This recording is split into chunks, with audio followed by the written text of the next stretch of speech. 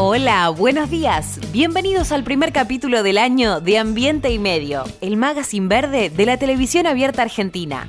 Hoy vamos a arrancar este 2021 hablando de los hábitos que debemos mejorar para promover un turismo sustentable. También recorreremos el Jardín Botánico para hablar de educación y biodiversidad. Y visitaremos la cuenca del Riachuelo para analizar los servicios ecosistémicos que nos brinda.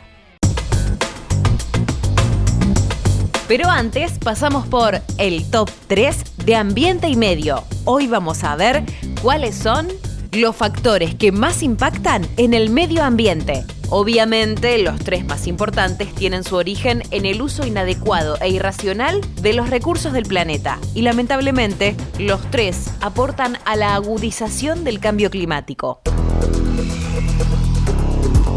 En el puesto número 3 se ubica la deforestación. Los bosques, con su madera y su suelo, atrapan y almacenan más carbono que cualquier otro ecosistema. Por esa razón, contribuyen a mitigar la crisis climática. Si se los destruye, los bosques, por el contrario, comienzan a producir dióxido de carbono, el gas responsable del efecto invernadero.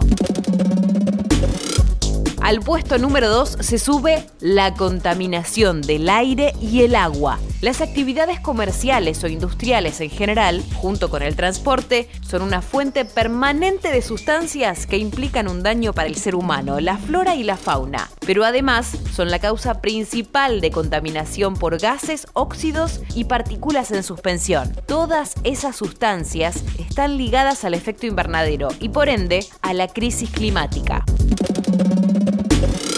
Y se coloca en el puesto número 1 el impacto ambiental de los combustibles fósiles. Desde principios del siglo XX, la concentración de dióxido de carbono en la atmósfera se ha duplicado y la quema de combustibles fósiles es la causa principal. Esa mayor emisión provoca un exceso de temperatura o calentamiento global que tiene como consecuencia el cambio climático. Para mitigar este impacto, resulta imposible dar tips o sugerir conductas sustentables. Acá el problema es que el principal responsable de la crisis ambiental es el mismísimo modelo energético que el mundo está usando. Este fue el top 3 de la semana. ¿Lo viste? En Ambiente y Medio, periodismo aplicado a la ecología.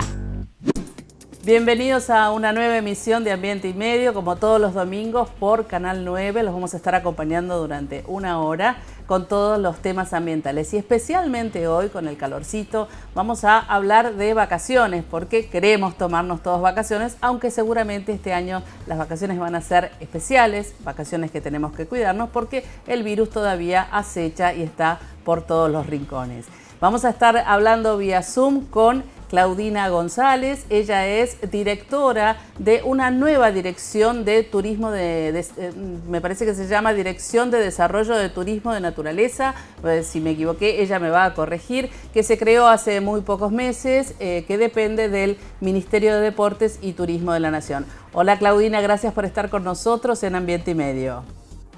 Hola Gaby, muchas gracias a ustedes por la invitación. Hablábamos de una nueva dirección que se creó, me parece que mitad de año, un poquito más. ¿Me podés contar un poco si el nombre que dije es correcto y de qué se trata?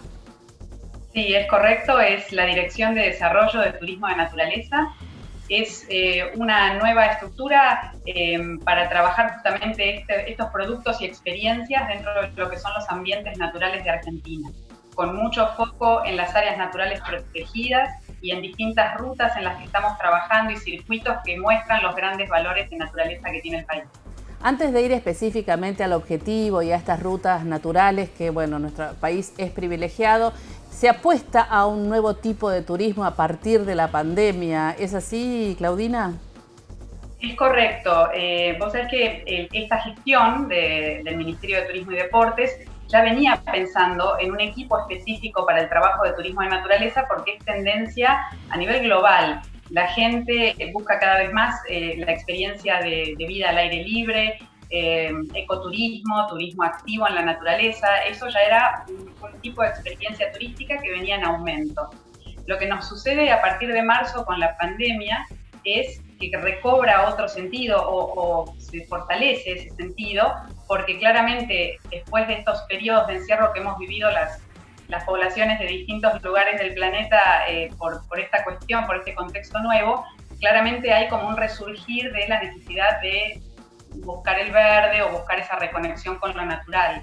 Así que te podría decir en síntesis que la idea de esta estructura y de este equipo de nuestra dirección venía pre-pandemia muy fuerte, era un objetivo que tenía esta gestión, y con la pandemia cobró un sentido renovado.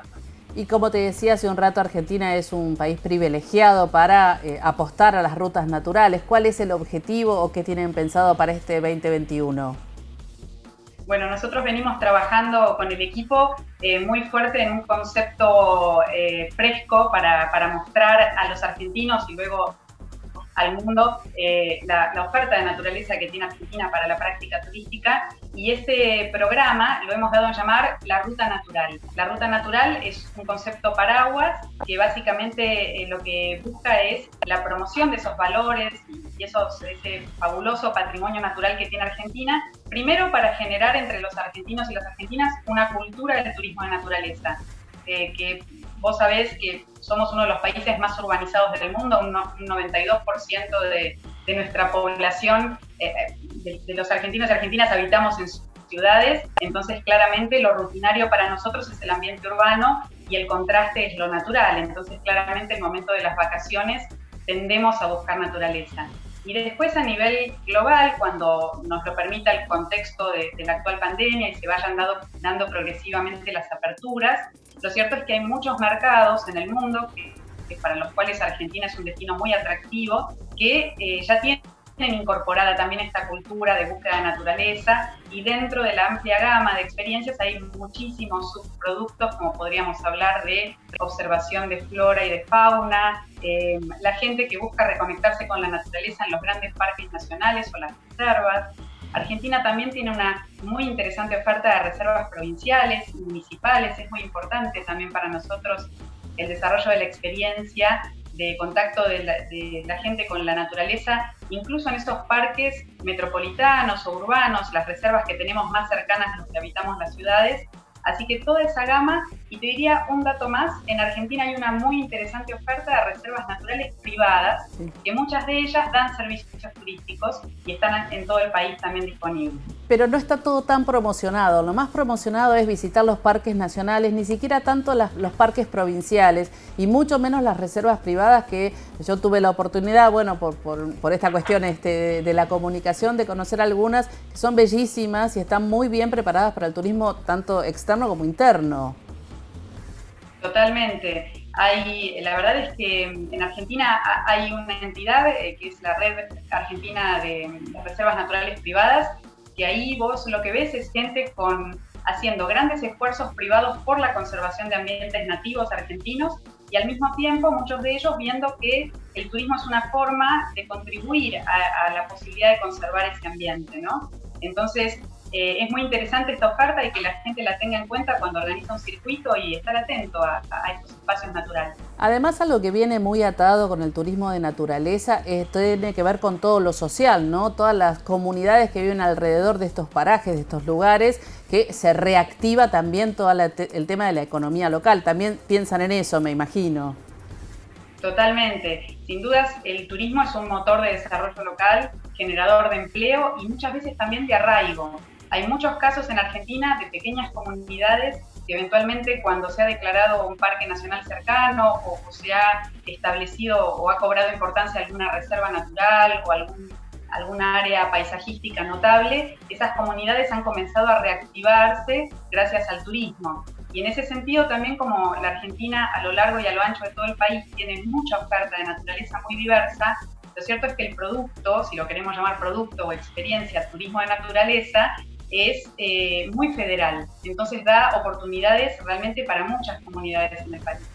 Además hay otro dato no menor de donde venís vos, ahora me lo vas a contar, que tiene que ver con la observación de aves. Argentina es uno de los lugares en el mundo donde se vienen a observar aves. Y yo sé que vos participaste o formaste parte de Aves Argentinas, así que debes tener seguramente algo para contar sobre eso. Sí, totalmente. Fue una etapa de mi carrera muy hermosa, mi paso por Aves Argentinas, que de hecho me habilita hoy a poder aplicar todo lo que yo aprendí ahí hoy en este nuevo desafío.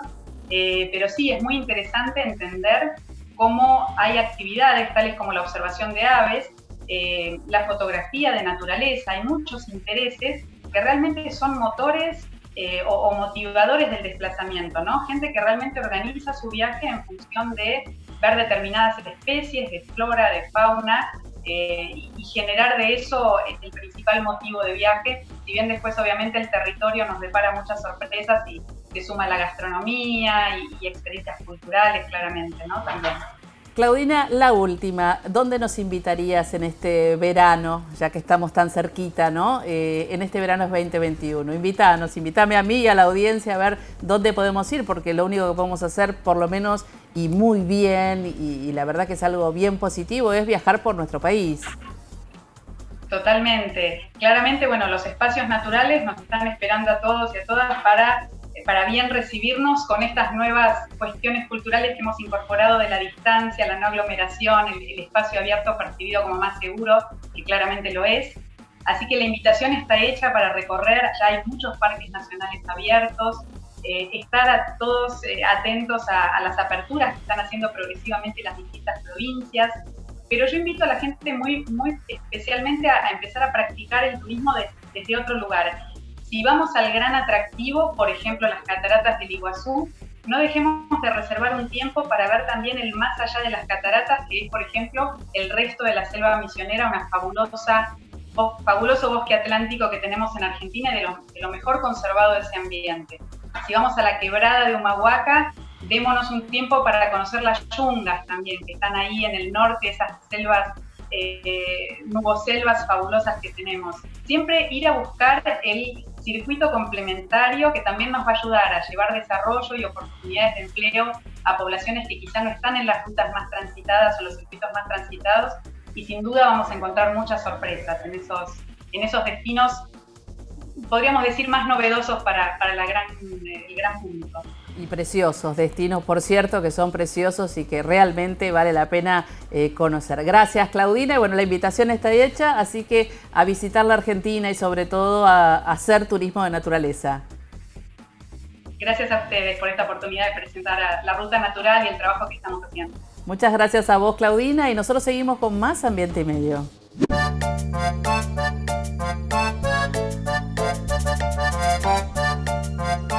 Ahora que se vino el famoso veranito, yo sé que varios estarán pensando en tener un poco de vacaciones dentro de lo que se pueda. Acá tenemos un problema porque el mundo se divide en dos personas, los que prefieren la playa y los que prefieren la montaña. Igualmente esto va para cualquiera, no le voy a negar el gusto a nadie, solamente quiero ver cómo podemos hacer para disminuir nuestro impacto ambiental. Igualmente, aguante la montaña.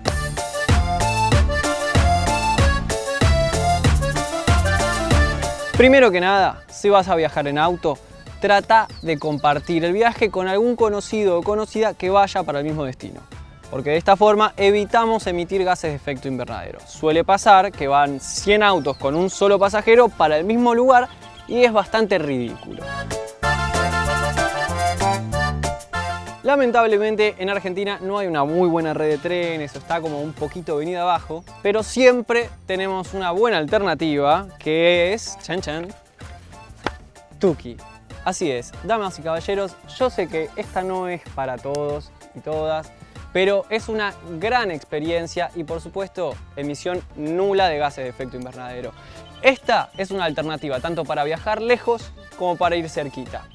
Por ejemplo, si no te podés ir de vacaciones, agarrar la bici el finde y recorrer las cercanías de tu ciudad, de tu municipio, de tu barrio, es una muy buena opción y por supuesto es mucho más sustentable que cualquier otro vehículo. Así que con permiso.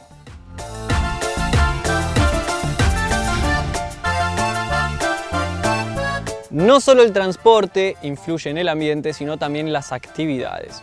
Por ejemplo, yo soy muy fan de la carpa, me gusta la naturaleza, estar en el camping, esas cosas. Y más que nada para desconectar de las pantallas, el mejor reemplazo para la tele es hacer un fueguito. Pero hay que tener muchísimo, pero muchísimo cuidado cuando queremos hacer un fueguito. Por eso, yo en su momento ya se los dije, pero se los voy a recordar con este flashback. Asegurémonos de que sea chiquito, que sea reducido. No hagamos una gran fogata como parece que hubo acá al lado, sino que mantengámoslo reducido. No solo para apagar, sino por las dudas. Importante tener el agua. Cuando apaguemos, sí, abundante agua. A las brasas, a las cenizas y a los alrededores. Que no haya árboles alrededor o arriba, porque el fuego, el calor sube y se puede quemar una rama de arriba. No. Reparemos lo del viento también, porque las cenizas vuelan, las chispitas vuelan. ¿Sí? Importante. Es clave que no movamos las brasas, que no pasemos las brasas de un fogón a otro. Por último, cuando visitemos estas áreas, hagamos fuego solamente en los lugares indicados. Siguiendo con el temita de la actividad, como saben, el ser humano deja huellas, y no estoy hablando de las huellas de las zapatillas, sino otras huellas. Me ha pasado de llegar a una plaza, a un parque, al río, a un parque nacional también, y que algún ser ingrato haya dejado basura por ahí tirada, por ahí desparramada.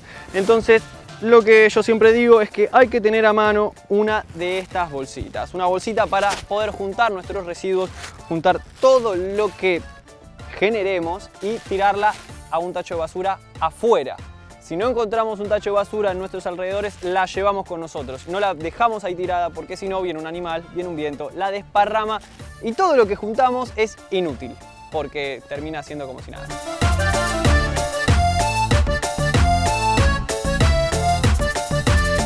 Lo mejor que podemos hacer en realidad es no generar residuos. Y esto no es nada nuevo, seguramente muchos de ustedes ya lo tengan incorporado como un hábito y me refiero a que no hace falta comprar una botellita de plástico cada vez que me voy de excursión. Y con irme de excursión me refiero a ir al cerro, ir a la playa, a la montaña, a la plaza, al río o simplemente una caminata por el barrio. Hace calor, hay que hidratarse, pero no hay que generar más residuos plásticos. Por eso pueden reutilizar sus botellas que seguramente tengan en sus casas o pueden invertir en una que les guste, una cancherita ahí que se cuelga, que es linda de usar, esas cosas. Ustedes saben.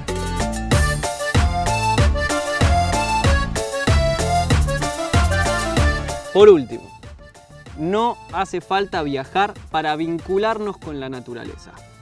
Este es un gran ejemplo y yo en varios momentos les hablé sobre el avistaje de aves, lo cual es una actividad muy sencilla, solo requiere de ustedes un poco de paciencia y también tienen la app de Aves Argentinas para que puedan corroborar los datos y corroborar las aves que observan, que miran.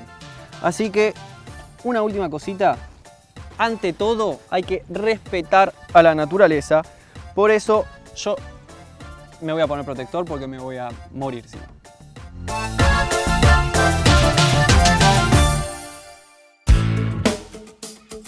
Quédate ahí, en un ratito vamos a estar recorriendo la cuenca Matanza-Riachuelo para analizar los servicios ecosistémicos que aporta y su gran valor como patrimonio natural.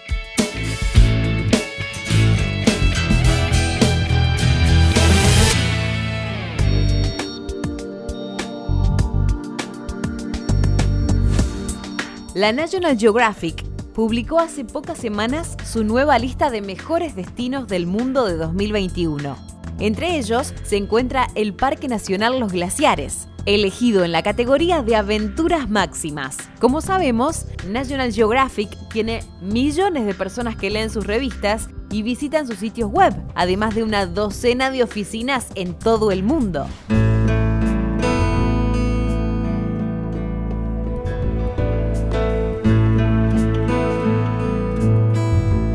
El Parque Nacional Los Glaciares se encuentra en los Andes australes, cerca de la frontera con Chile. Allí se puede disfrutar de la visita al famosísimo Perito Moreno con sus enormes paredes y derrumbes de hielo, o el Monte Fitzroy con sus cimas cerradas, o la Villa El Chaltén y el lago Viedma.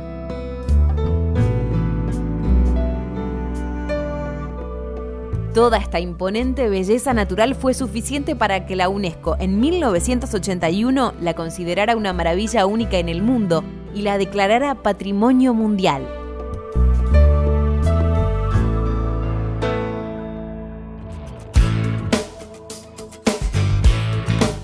Quédate, ya volvemos con más Ambiente y Medio, el magazine verde de la televisión abierta argentina.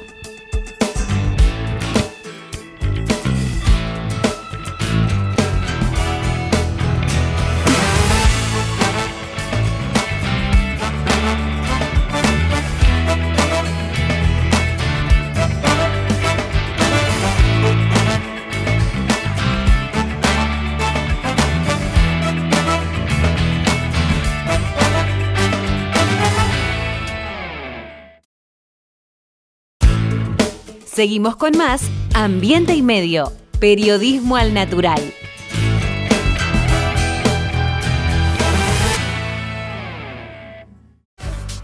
BEA Group, desarrollando tu capital filosófico.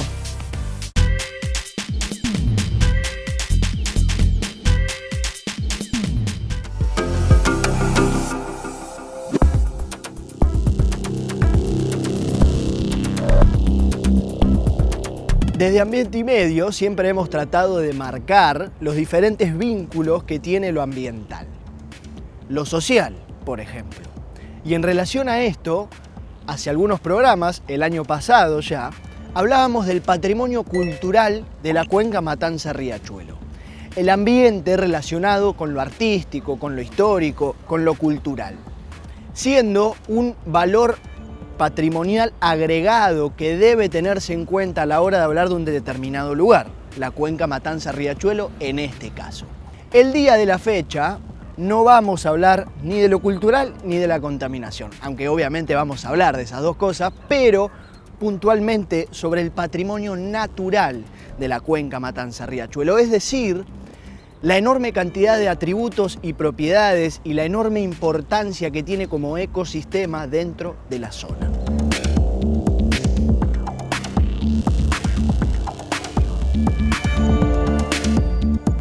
Lo que uno primero asocia al nombrar a la cuenca Matanza-Riachuelo es, en primer lugar, al mismísimo riachuelo, pero no hay que olvidarse que esta es una zona compuesta por una extensa serie de humedales que hacen a la conformación de la cuenca como tal.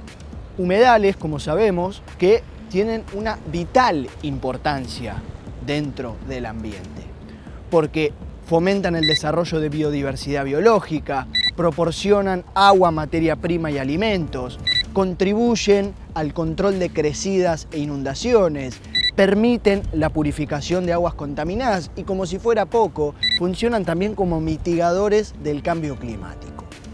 Todo esto hace un humedal, ese ecosistema al que usualmente comparamos con una gran esponja que retiene el agua cuando sobra y la libera cuando falta. Funciones fundamentales que cumplen dentro de esta zona y que, frente a semejante grado de contaminación y antropización, como vemos aquí, obviamente se ven alterados.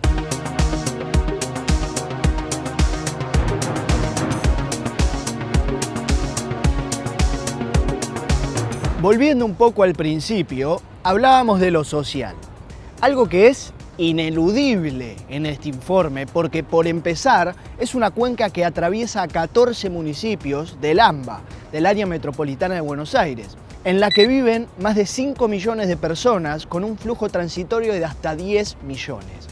Con una aclaración que siempre hago que es importante. En ese flujo transitorio me encuentro yo, por ejemplo, que no vivo en la cuenca Matanza-Riachuelo. Y algo que siempre sucede es llegar, sentir ese olor potente, indignarse, lanzar un comentario, pero después nos vamos a casa y no sentimos más ese olor. Hay 5 millones de personas que viven con ese olor. Así que empatizar de ese lado también es algo que deberíamos hacer, un ejercicio que deberíamos hacer. Bien, pero no todo es impactos negativos, porque también tenemos que hablar de las propiedades naturales que ofrece un ecosistema como el humedal, que de alguna manera permiten que este lugar sea habitable, porque sin esa regulación hídrica, esta zona sería mucho más propensa a inundaciones y por ende sería inhabitable.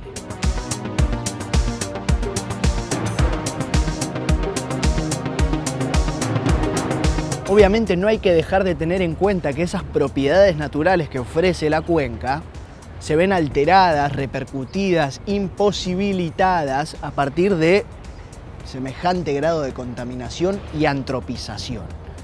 El grado ascendente de urbanización y edificación que ha tenido la zona en los últimos años, además de ser observable, impacta muchísimo en el medio ambiente.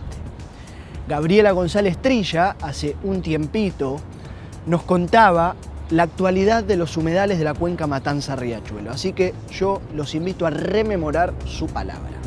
Dentro de la cuenca Matanza-Riachuelo, lo que tenemos es la parte de la cuenca baja, que está altamente antropizada y muy transformada. Involucra una gran parte del sur de la ciudad de Buenos Aires, en donde los humedales prácticamente quedan desdibujados. En principio había un río que era meandriforme, es decir, que tenía cursos zigzagueantes, su curso era zigzagueante, y posteriormente fue rectificado. Eso quedó totalmente sepultado bajo el asfalto y hoy en día no encontramos humedales en esa zona, sino que encontramos construcciones que los están reemplazando. Sí encontramos humedales asociados directamente al curso de agua.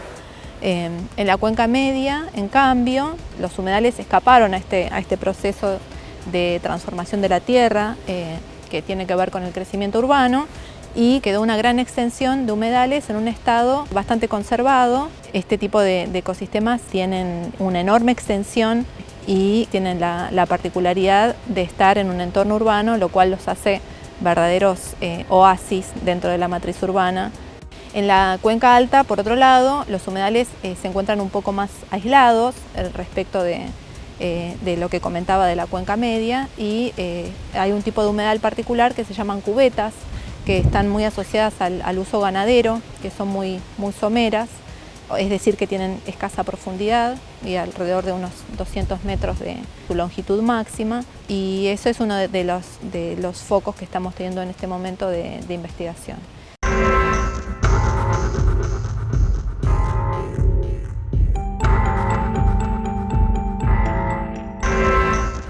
Y si hablamos de valor patrimonial de la cuenca Matanza-Riachuelo, vale recordar lo que fue noticia alrededor de marzo del año pasado, donde, producto de una fuerte inactividad industrial acá en la cuenca, se empezaron a ver, aparecieron algunos peces y tortugas en la cuenca baja, donde se los pudo observar, donde, de no ser por este hecho de inactividad, sería completamente impensado y donde hacía años no se los veía. Y esto me da un perfecto pie para recordar la flora y la fauna autóctona que también siguen componiendo a la cuenca Matanza-Riachuelo como tal. Árboles desde el tala hasta el junco, o mismo coipos, tortugas o algunas aves, que también forman parte de este patrimonio natural de la cuenca Matanza-Riachuelo que estamos hablando en este momento.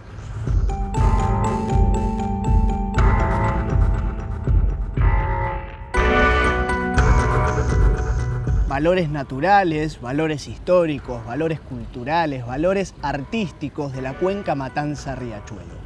En ese informe que te contaba antes, que ya hicimos sobre el patrimonio cultural de la cuenca, hacíamos mención a algunas canciones y algunos tangos que incluyen al riachuelo en sus obras. Del riachuelo al mundo, dice, para verte gambetear. Quizás la canción más linda de El mejor de todos, que nació en Villa Fiorito, sobre la vera del río Matanza-Riachuelo, así que si hablamos de patrimonio cultural no nos podemos olvidar de él.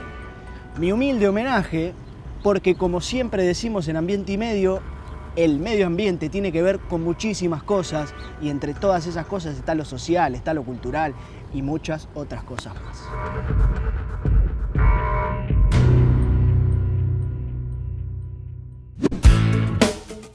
No te muevas de ahí. En el próximo bloque recorremos el Jardín Botánico de Buenos Aires, un espacio verde fundamental en la vida de la ciudad por su aporte natural, cultural y educativo.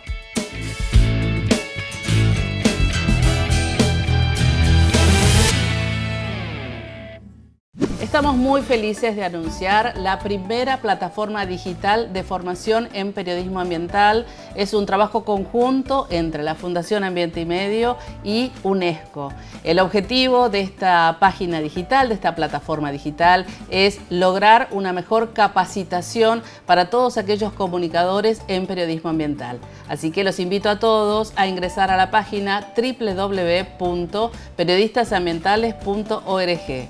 Ingresen, naveguen y háganse miembro. Ya volvemos con más Ambiente y Medio, periodismo aplicado a la ecología.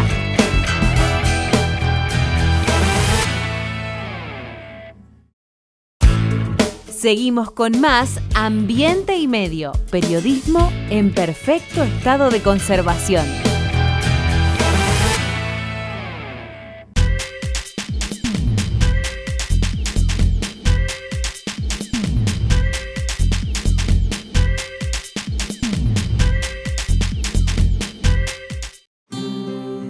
Cuando elegís papel Ledesma, elegís un consumo responsable. Porque nuestro papel se elabora a partir de la caña de azúcar, un cultivo renovable año a año. Elegí Ledesma, elegí cuidar el ambiente.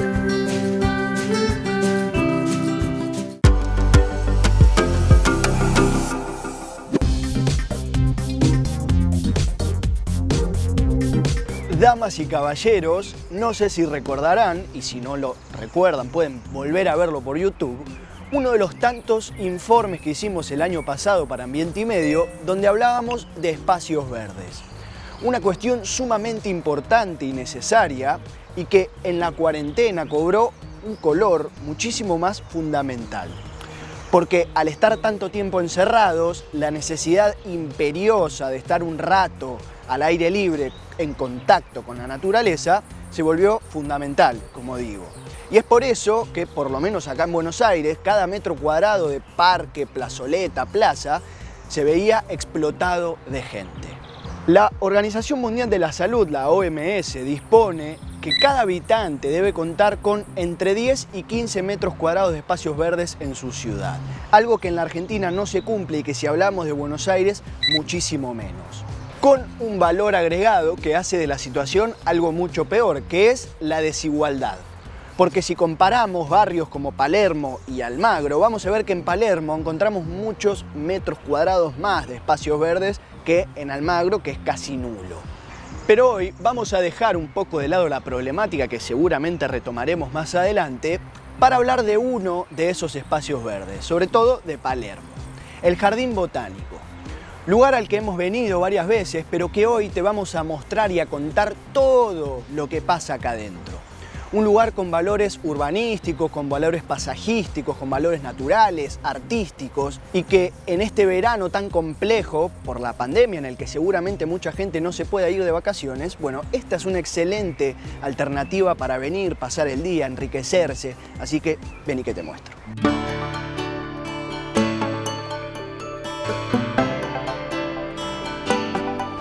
El 22 de febrero del año 1892, el reconocido paisajista Carlos Taís elevó a la entonces Intendencia Municipal un proyecto donde dejaba en claro la necesidad de construir un jardín botánico en la ciudad de Buenos Aires. El entonces intendente Francisco Bollini dio el visto bueno y le hizo entrega de 7 hectáreas. Son estas 7 hectáreas que hoy comprende el jardín botánico, unos 80.000 metros cuadrados de espacios verdes. El 7 de septiembre del año 1898 fue el año de la inauguración de este jardín. Este solar, ubicado en una zona alta, donde en aquellas épocas se permitía ver a lo lejos los bosques de Palermo y más lejos aún el Río de la Plata. Hoy es el Jardín Botánico Carlos Taís, en honor a su creador y a este hombre tan importante en lo paisajístico de la ciudad autónoma de Buenos Aires. Otro dato histórico interesante es el siguiente. Aquí fue el lugar donde se permitió el redescubrimiento de la germinación de la semilla yerba mate. A partir de la expulsión de los jesuitas en el año 1700 aproximadamente, se perdió el sistema y la metodología de germinación de esta semilla. Y fue en este lugar, gracias al señor Carlos Taís, en este jardín botánico, donde se redescubrió la metodología y el sistema de germinación de esta semilla tan importante para los argentinos.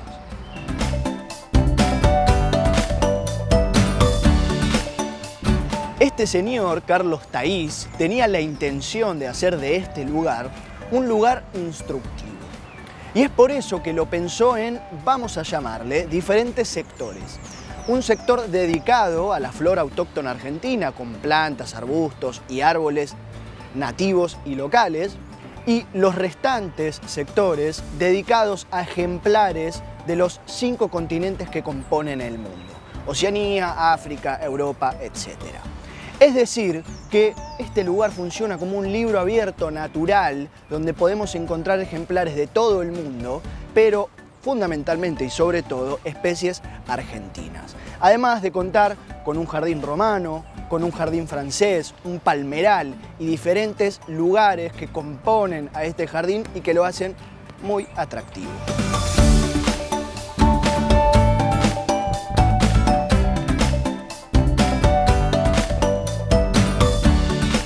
Además de los jardines al aire libre que acabamos de ver, este lugar cuenta con 5 invernaderos, 5 invernáculos, que es también como se le dice.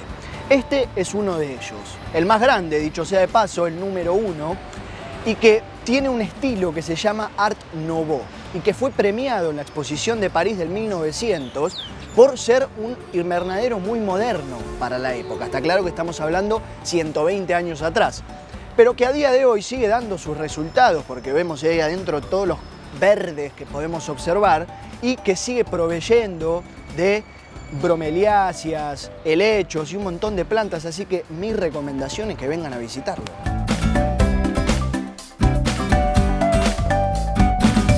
Nosotros tenemos siempre visitas guiadas para el público en general durante los fines de semana y los feriados, todos en 2 turnos. Estamos en este momento con un aforo determinado por la situación actual, pero siguen haciéndose. Después tenemos visitas en el Jardín de Mariposas, que creo que el programa ya lo ha visitado y lo conoce bien, y que es una estrella del Jardín Botánico. Tenemos actividades recreativas para chicos y tenemos una gran novedad que son una cantidad de visitas autoguiadas, autogestionadas también las llamamos, que están en las carteleras que están en el ingreso al jardín, unas pequeñas carteleras donde encontrás ahí una descripción y códigos QR. Entonces con tu teléfono o tu tablet lees el código QR y te va dando las indicaciones de cómo visitar determinados lugares del jardín y con diferentes temáticas. Después hay otras visitas que se llama Expedición Botánica, que son para los niños. Te va describiendo lo que tenés que hacer y te plantea desafíos. Por ejemplo, construí un arco iris con hojas secas que encontrás en el piso, o decime cuántas espinas tiene el cactus más pinchudo de todos. O sea, son actividades muy divertidas para los chicos.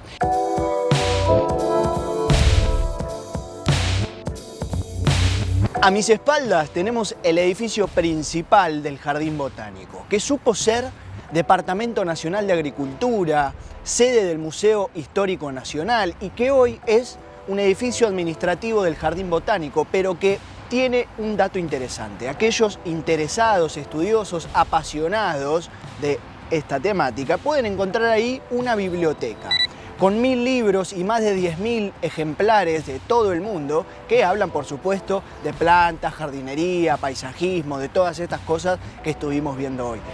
Además de contar con un museo del botánico, así que también es una posibilidad para venir a visitarlo.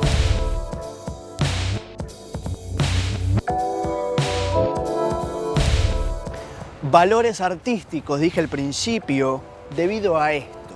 27 esculturas más o menos que también hacen la composición de este jardín botánico, entre las que están, por ejemplo, los primeros fríos de Miguel Blay y Fábregas, donde está, por ejemplo, la recreación de Rómulo y Remo y la loba que vimos antes, donde tenemos, por ejemplo, un conjunto de esculturas que hacen representación a la cuarta y quinta sinfonía de Beethoven, y donde está, por ejemplo, esta, Saturnalia, que busca recrear de alguna manera la festividad homónima de la Roma antigua, donde se celebraba con música y un poquito de alcohol. Allá vemos a uno medio tirado.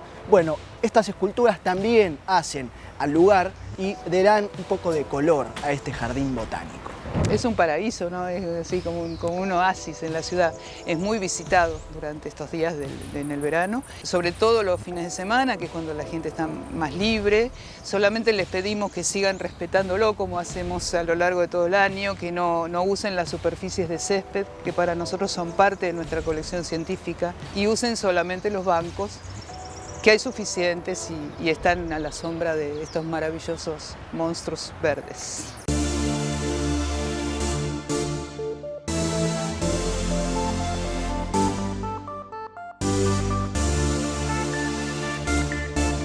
Hace no tantos programas vinimos al Jardín Botánico, mejor dicho, vino mi compañero Tommy a hacer un informe sobre el mariposario, que dicho sea de paso pueden volver a ver por YouTube, y que además del mariposario, este es un lugar que cuenta con esta huerta educativa, donde encontramos apio, caléndula, radicheta y diferentes cultivos que funcionan como un lugar de aprendizaje, donde la gente puede venir y aprender y, por qué no, replicarlas en su casa con alguna huerta casera. Además de todo lo que fuimos viendo, Este es un lugar que cuenta, como recién nos decía Graciela, con diferentes actividades, como por ejemplo visitas guiadas, tanto para adultos como para chicos. Pero, yendo un poco más al principio, lo que yo decía, en este complejo verano que estamos atravesando, aquellos que no se pueden ir de vacaciones y viven en las zonas linderas a la Ciudad de Buenos Aires o en la Ciudad de Buenos Aires, tienen en este jardín botánico una excelente alternativa para venir, estar en contacto con la naturaleza, con la flora autóctona de nuestro país, enriquecerse artísticamente también a partir de las esculturas, y que a nivel personal he venido varias veces y es un lugar que siempre me sorprende.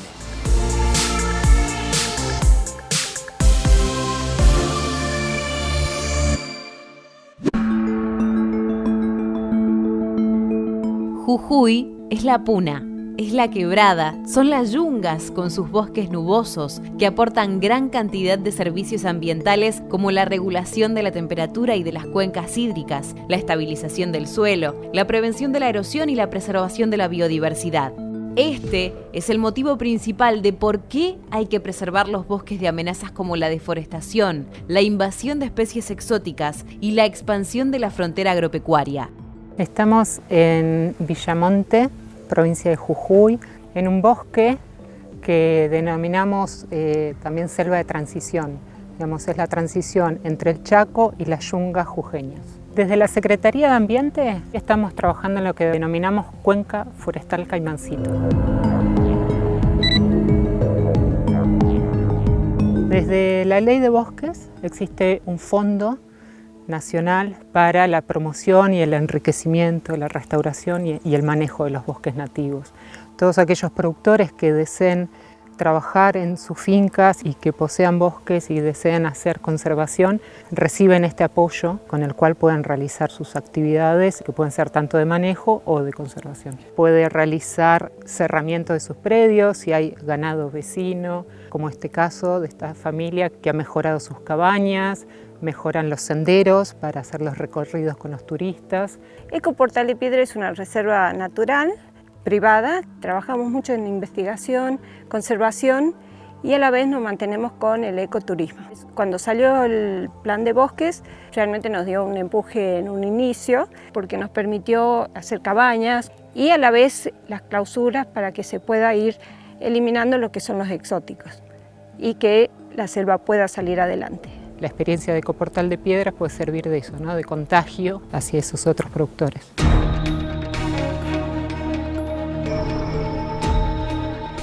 La Ley de Bosques también exige que cada jurisdicción realice un ordenamiento territorial, un inventario mediante la observación y la medición de áreas de bosques nativos separadas unas de otras por 10 kilómetros.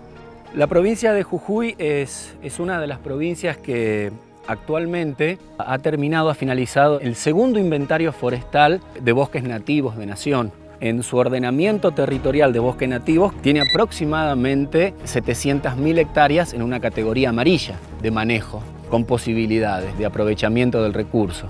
245.000 en categoría rojo y otras 200.000 en categoría 3 verde.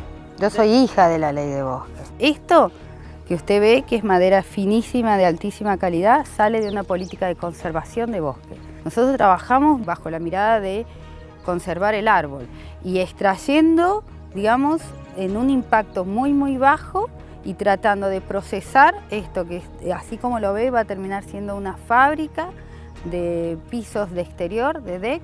Mi forestal Búhos Blancos yo la pude financiar y además gracias a la Ley de Medio Ambiente.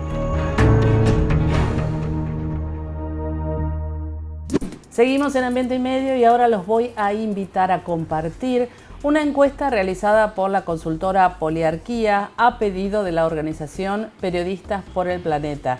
Esta encuesta se realizó sobre 1.033 encuestados que provenían de Capital Federal, es decir, de Ciudad de Buenos Aires, provincia de Buenos Aires y también el interior del país. ¿Sobre qué se les preguntaban? Bueno, esta encuesta de opinión estaba relacionada a la opinión de estos encuestados sobre los bosques, sobre la deforestación y también sobre los incendios en Argentina. Recordemos que en el año 2020, el año que acaba de finalizar, En Argentina fueron arrasados ecosistemas enteros en más de la mitad de las provincias de nuestro país. Por eso es importante, y ahora vamos a compartir la primera placa, sobre lo que opinaron estos encuestados. Lo primero es, se les preguntó sobre la intencionalidad de los incendios y la respuesta es que, de estos encuestados, es que el 83% consideró que estos incendios son intencionales. Y un número también bastante importante, y ahora compartimos la segunda placa, es que 8 de cada 10 encuestados afirmaron que no sería necesario en esos ecosistemas arrasados volcar producción, sino justamente todo lo contrario, dejar que esos ecosistemas se regeneren naturalmente. Y solo el 9%, es decir, menos de un encuestado, para tener idea en persona cuánto sería, considero que sí, que esos ecosistemas podrían de alguna manera ser utilizados productivamente. Con respecto a los bosques hay un consenso general que los bosques son importantes para el país. Con respecto a los porcentajes, y ya lo estamos viendo en pantalla, el 92% los considera muy importantes o bastante importantes. Cuando hablamos de qué consideran importantes, son los servicios que brindan los bosques. Otro dato también con un porcentaje muy alto es que 9 de cada 10 entrevistados respondieron que creen que la deforestación debe frenarse ya mismo. Y un 74% de también los encuestados cree que el gobierno nacional debería prohibir por completo la deforestación. También en un porcentaje bastante elevado, 75%, lo vemos también en pantalla, dicen que están poco o nada de acuerdo en que las áreas deforestadas sean utilizadas para sembrar soja, por ejemplo, para cría de ganado o para negocios inmobiliarios. Otro dato interesante de este estudio que finalmente también nos hace ver que muchas veces tenemos ideas erróneas con respecto a si los argentinos consideramos o no las leyes o si sabemos de que existen leyes que preservan el ambiente. En este caso, el 77% de los encuestados conoce y sabe que existe en el país una ley de bosques. Todos estos datos son para tener en cuenta la opinión de los argentinos con respecto a temas tan importantes para el ambiente como son los bosques, la deforestación y también los incendios. Ahora sí, seguimos con más Ambiente y Medio. Yo siempre hablé muy bien de los parques nacionales porque no solamente conservan la naturaleza y la preservan, sino que son de los lugares más lindos a los cuales uno puede visitar. Y en los últimos días me estuvo dando vueltas en la cabeza un temita que se llama Proyecto Parque Patagonia. Es un documental y por estas razones que me vine al predio de Costa Salguero, se trata de una disputa territorial en la provincia de Santa Cruz. Dentro del documental hay tomas hermosísimas de la Patagonia, hermosísimas, y hay testimonios de los involucrados en la creación de este parque nacional. Hay, por ejemplo, personas que hablan desde la Fundación Flora y Fauna Argentina y también personas que habitan la Patagonia de hace muchísimas generaciones. Uno pensaría que al ser un proyecto de parque binacional entre Argentina y Chile que busca la preservación de las especies, la conservación del hábitat, no tendría por qué haber un problema, pero la realidad es que nos estamos olvidando de actores sociales que sí son importantes en la Patagonia. Y como no los quiero spoilear, voy a ser muy concreto.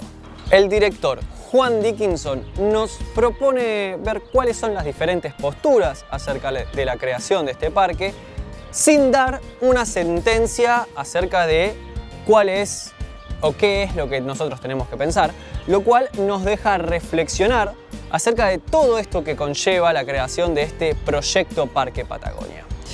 Y antes de irse, por favor, no se olviden de seguirnos en las redes @Fundación Ambiente y Medio. Si se colgaron y quieren volver a ver el programa entero, lo pueden hacer desde YouTube, suscríbanse al canal, o desde la web ambienteymedio.tv. Ahora sí, nos vemos la próxima.